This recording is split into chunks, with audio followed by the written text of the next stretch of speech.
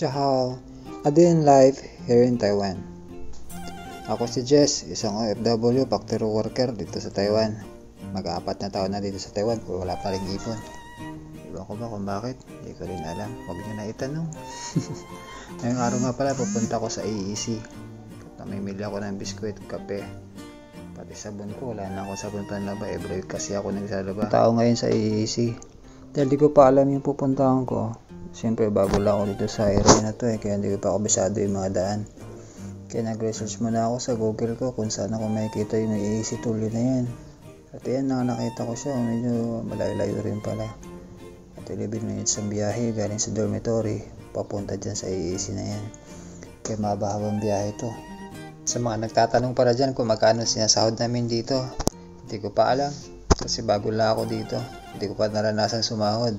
Kasi unang buwan ko pa lang dito, magka2 linggo pa lang ata ako dito sa company na to. Kaya hindi ko pa masasagot yung mga tanong nyo. Sige sa mga susunod na vlog ko, sasabihin ko sa inyo kung magkano sinasahod ko. Parang overtime dito, hindi naman nawawalan. Lagi may 4 hours overtime everyday, minsan 2 hours. At minsan Saturday, nagpapasok sila. Ang Saturday, isang overtime na rin, 8 hours yan.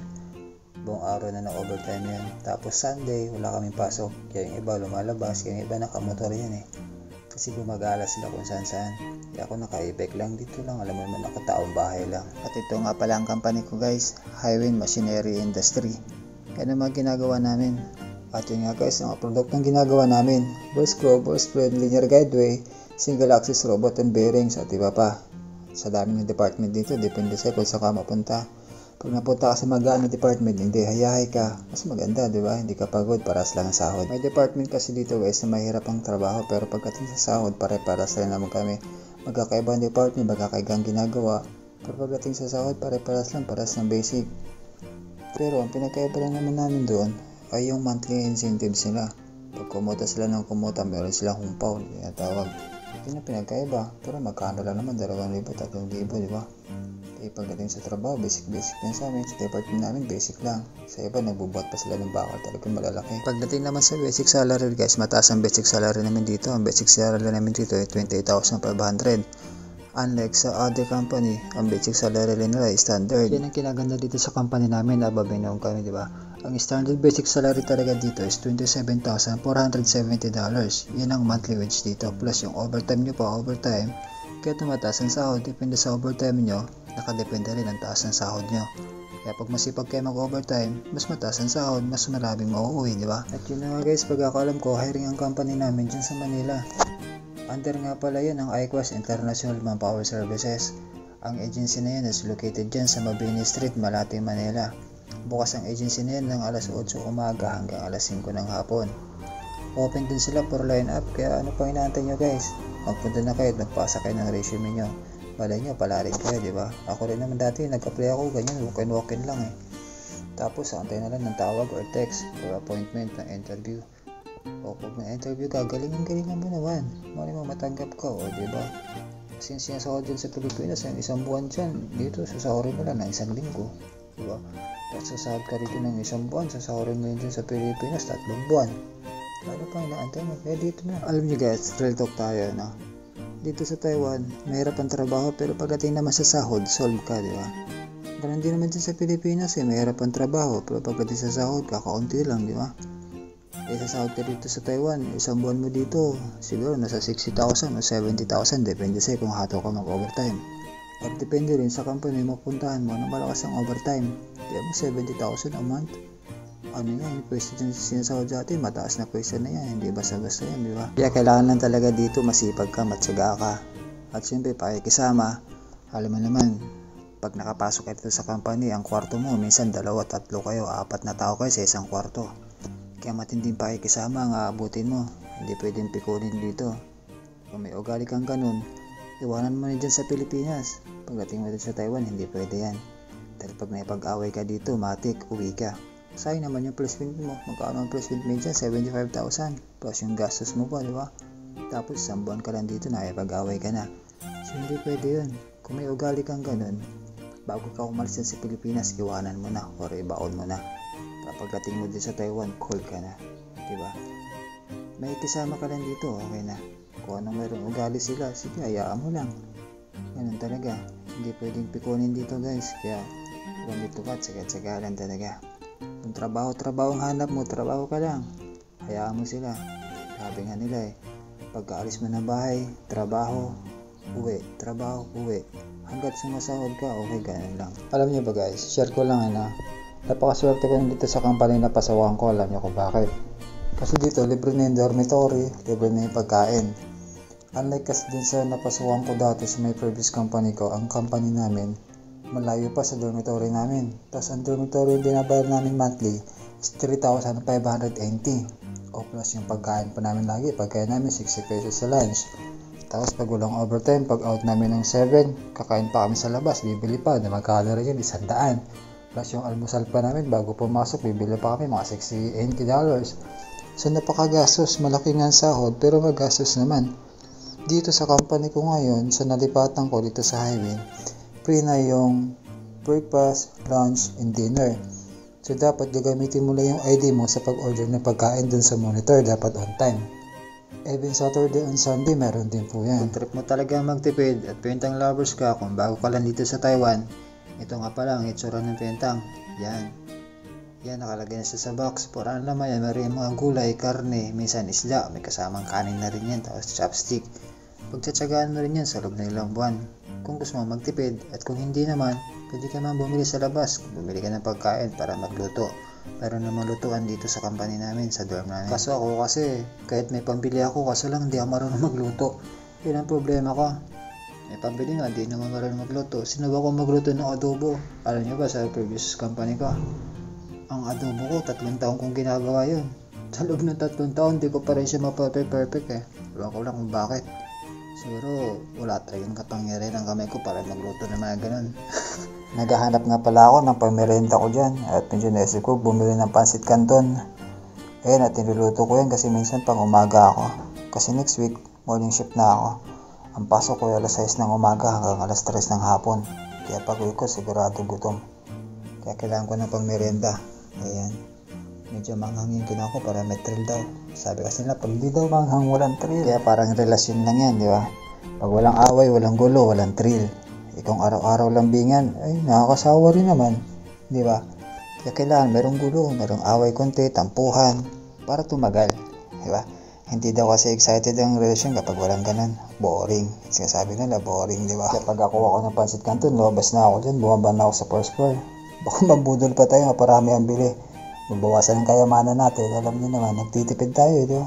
So, ang target ko lang talaga dyan, pang merienda, biskwit, tsaka kape. Tapos yan, sabon pampaligo.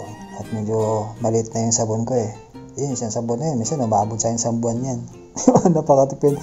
Isang buwan ko ginagamit dito yan. Kasi hindi ko naman siya binababad sa basa. Kasi nung nabababad siya sa basa, lumilit, nalulusaw, di ba? Kasi naghahanap na ako dyan ng sabon panlaba. Kasi kailangan ko ng sabon panlaba. Naubos na yung nabili kong sabon panlaba Tapos nagdadalawang isip pa ako dyan kung anong bibilin ko. Ang daming brand kasi magkakalikit. Meron Tide, meron Surf. Hindi ko alam kung ano yung maganda. Pero nakita ko ito sa mas mura-mura konti. Ayan, medyo 3 gamit ko na rin yan. Kasi binabalansi ko lang yan. Hati-hati yan 3 gamit ko yan. Sa 3 linggo rin yan. So almost 1 month din, di ba? Bago makabili ulit. Tapos, yung pag-ikot ko dyan, may nakita akong lotion. Gusto ko na bumili ng lotion. Siyempre, pampakinis. Siyempre, pero po yung lotion daw, Kutis Artista. Kaso, nakita ko ang mahal. 300 to 400. Sabi, wag na lang. Back out tayo, back out. At yun, nakita ko nga sa atin, nag-ayos ang display. Isa yung Pilipina, nagtatrabaho din sa AAC. At yun, may nakita pa akong pabango.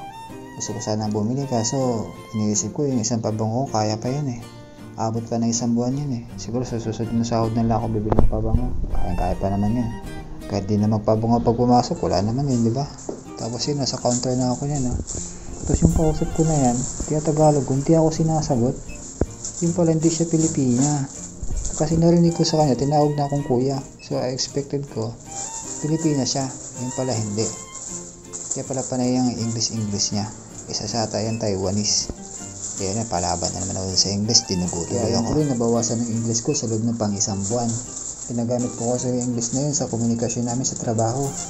Gawa nang hindi pa kang marunong magsalita ng Chinese, English ang ginagamit namin na pang komunikasyon dun sa mga Taiwanese namin katrabaho para magkaintindihan kami. Sa kasi kinakausap ako. Dapat pala hindi na ako nagsalita at hindi nabawasan. Tapos sign na lang, nagkakaintindihan naman. At ayun po ba, pagbayad ako dyan, umabot na 500 na bayaran ko. Ano ba yun? Kaya ayaw ko lobas ng bahay eh. So pag lobas ako, automatic, gastos na naman eh. Kaya sa buti pa, nakahiga na lang eh, diba? Tapos ayun na nga, pagkatapos ko magbayad dyan sa counter, umalis na ako nang walang lingon-lingon. Baka pag lumingon ako, may nakita na naman ako mag gusto kong bilhin, gastos na naman. Tapos pag uwi ko, ito na daanan ko sa daanan. Kaya huminto muna ako, nagtingin-tingin, nakita ko ngayon pinya, napakasarap, kaso nakita ko, napakamahal naman. Kaya yung sa saging ako nagpunta, 28 lang yan eh, oh. Yung ko, 28 kilo o 28 ang isang peraso, hindi ko alam, hindi ko maintindihan ang salita nila, hindi ko maintindihan nakasulat yan, kaya kumuha na lang ako dyan. Kumuha ko ng isang piling, sa atin nga, isang piling, okay na yan eh. So, pang isang linggo na rin yan, kasi isang beses kain ko, isang saging lang. Tapos, sumikot ako dyan, ayun, nakita ko mga orange, oh. O, tapos meron pang apple, oh.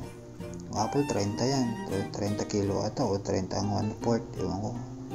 Tapos yan, dami, may orange po, mahal, oh. O yan po, apple, tapos meron apple mango. Ay, yung apple mango pala. Ay, hindi, yun siya apple. Yung mga naintindihan ko yan dyan, yung mga number lang. Pero mga nakasulat, hindi. Bala, magkakalaman naman yan mamaya pagdating sa counter. Kung anong kinuha mo dyan, pagdating dun sa counter, kung magkano babayaran, yan ang babayaran mo. Diba? Ay, may nakita ko to, apple mango yan eh. O, hindi, watermelon, no? Ang dami, oh. Kasi malapit na mag-summer dito, kaya mabenta na rin yan. Tapos binalikan ko yung apple mango na yan, sarap, 40. Oo, 40 isa ba yun, o ano nakalagay dyan. Basta malalaman na lang yan mamaya pagdating sa counter. Tapos meron pang grapes. Mga grapes yung mga seedless yan eh. Bumili na ako dyan nakarami. Naubos ko na isang ganyan eh, kasi masarap din. Kaso mahal eh, 139. Kaya back tayo back. Baka madali tayo, mabudol na naman tayo dito. Papagastos tayo. Tapos sinanapan ko ng pwesto yung cellphone ko, ayan o. Siyempre, para ma-record natin yan. Ayun yung orange, ano ulit ng orange, yung kung magkano ang isa niyan. Tapos yung saging, kumuha na ako, nabawasan naman kayamanan ko. Kaya ayaw ko magdadandan sa ganito, ayaw ko maglalabas ng bahay. Nakatipid ko, madadali tayo eh. Kaya yan eh. Tapos kumuha naman ako dyan, magkano kinuha ko dyan. Kung anong nakita ko, kinuha ko na yan. Tapos binayan ko na yan. Siyempre, pagkatapos yan, mikos-mikos na yan. Tapos pumila na ako kay Manong. Ayan, bali 3 lang kami nakapila dyan, isa nakalis na.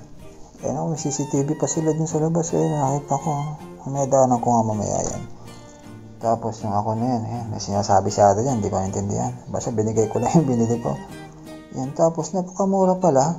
Yan tapos nabayaran ko dyan, $53.80 lang. So magkano lang pala yung saging, magkano lang yung apple. Dapat pala dinamihan ko na, di ba? Napakamura pala dito, 53 lang yan. Ilang pirasong saging yan, 6 ata o 7 yan.